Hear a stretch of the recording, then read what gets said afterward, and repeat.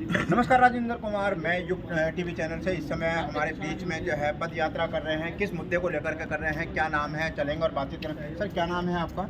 नमस्कार, सबसे पहले आपके चैनल को साधुवाद। मैं मदन ठाकुर, देवभूमि स्वर्ण संगठन हिमाचल प्रदेश से। और इस यात्रा का उद्देश्य, ये यात्रा 17 फरवरी 2023 को हिमाचल के धर्मशाला से शुरू, कांगड़ा जिला के धर्मशाला से शुरू की गई थी।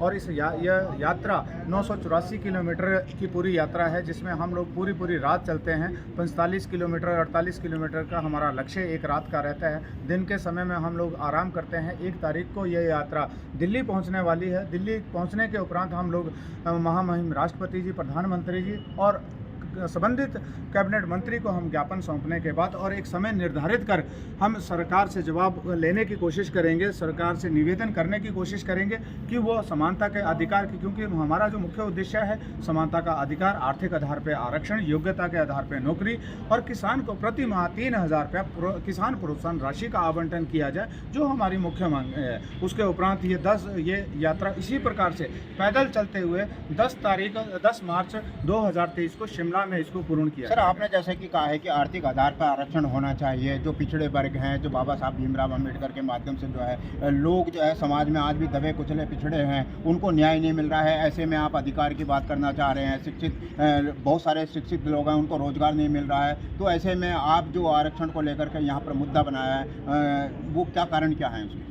देखिए, बाबा साहब भीमराव अम्बेडकर जी अगर आज जिंदा होते तो वो खून के आंसू रो रहे होते, क्योंकि जिस प्रकार से उन्होंने आरक्षण को बांटने की बात की गई थी, वो आज उस प्रकार से बांटा नहीं जा रहा।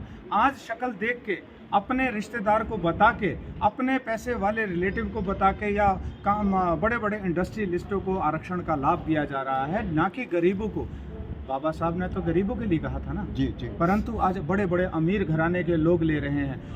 एक दुकान से, सरकारी दुकान से राशन लेते हैं और वो साथ वाली दुकान में वो लोग राशन बेच के चले जाते हैं। 19 करोड़ लोग पर रात हमारे भूखे पेट सोते हैं। कभी उनके बारे में बात नहीं की। किसान, जब एक इंडस्ट्री चलाने वाला व्यक्ति अपने जो उसके पुर्जा कोई भी चीज़ को बनाता है, उसका रेट निर्धारित वो स्वयं करता है, तो किसानों के साथ क्या दिक्कत है कि वो अपनी लागत भी नहीं बता सकता। आरक्षण सभी को समान मिले, इसीलिए आप ये मशाल यात्रा लेके चले। आरक्षण का अधिकार सिर्फ गरीबों का है। वो किसी भी जाति धर्म से हो सकता है, परंतु उस पर सबसे बड़ा अधिकार गरीबों का है।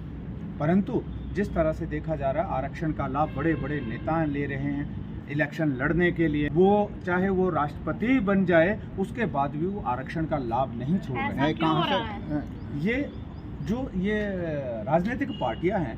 पहले समय जब शुरुआत भारत देश आज़ाद हुआ, उस वक्त राजनीति की बात होती थी। राजनीति के जो लोग होते थे वो समाज की बात करते हैं, परंतु आज राजनीति रोजगार का साधन है। इन लोगों को कोई मतलब नहीं। इन्हें अपनी पेंशन बढ़ाने से मतलब है, इन्हें अपने खर्चे बनाने से मतलब है, इन्हें अलग अलग देश में घूमने के लिए हमारे टैक्स के पैसे को इकट्ठा करके घूमने पे मस्त है। सर, आपकी जो यात्रा है, जो आपकी चली है और कहाँ पर समाप्त होगी, और इसके बारे में थोड़ा जो सर आपकी ये यात्रा है, क्या जागृति लेके आएगी?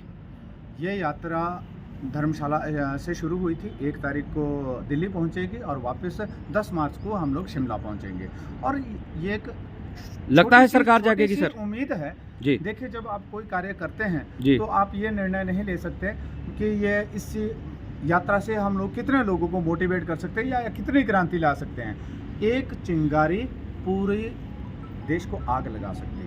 मैं देश में किसी प्रकार का दंगा फसाद करने की बात नहीं कर रहा हूँ। मैं हाथ जोड़ के सरकार से निवेदन करने की बात कर रहा हूँ कि समानता का अधिकार दें, आर्थिक आधार पर आरक्षण दें, जिसको जरूरत है उसे आरक्षण दें। क्या लगता है सही हाथों में जाएगा आरक्षण? देखिए, वो आवंटन करने का कार्य सरकार का रहेगा। अगर सरकार सही तरीके से काम करेगी तो अवश्य ही वो गरीबों के लिए जाएगा। परंतु अगर सरकार उसमें अपने रिश्तेदारी और अपने जो इनके नज़दीकी लोग हैं उन्हें आवंटन करेगी तो फिर भी दुर्भाग्य रहेगा देश का। शुभ नाम क्या है सर आपका? मेरा नाम मदन ठाकुर, देवभूमि स्वर्ण संगठन और हिमाचल। जो समाज में आपके साथ जुड़े हैं, कितने लोग इस मिसाल को लेकर के चले थे? इस यात्रा में हम लोग पहले तो ज़्यादा लोग थे, परंतु रात्रि समय रोड पे पैदल चलना कहीं दुर्घटना ना हो जाए, इसलिए हमने लोगों को कम कर दिया। शुरू में हम लोग समाज को कोई और संदेश देना चाहिए आप? 3 से 400 लोग एकत्रित है, अब हम लोग 60 से 65 ही लोग चल रहे हैं। क्योंकि समाज को संदेश कोई देना हमारी चाहिए? मुख्य मांगे 4 मांगे हैं, कुल मांगे हमने 12 मांगे रखी है, परंतु मुख्य उद्देश्य हमारी 4 मांगों पे है कि आर्थिक आधार पे आरक्षण हो, योग्यता के आधार पे नौकरी हो, समानता का अधिकार हो और किसानों की हमने बात की। समाज को क्या संदेश देना चाहिए? समाज को मैं आपके माध्यम से, हरियाणा में हम लोग आए हैं और मैं तमाम हर जाति वर्ग से, वाल्मीकि समुदाय है, रविदासी समाज है, मैं उन सभी से लोगों से निवेदन करना चाहता हूं कि वो सभी इस यात्रा से जुड़े, इन लोगों के साथ जुड़े।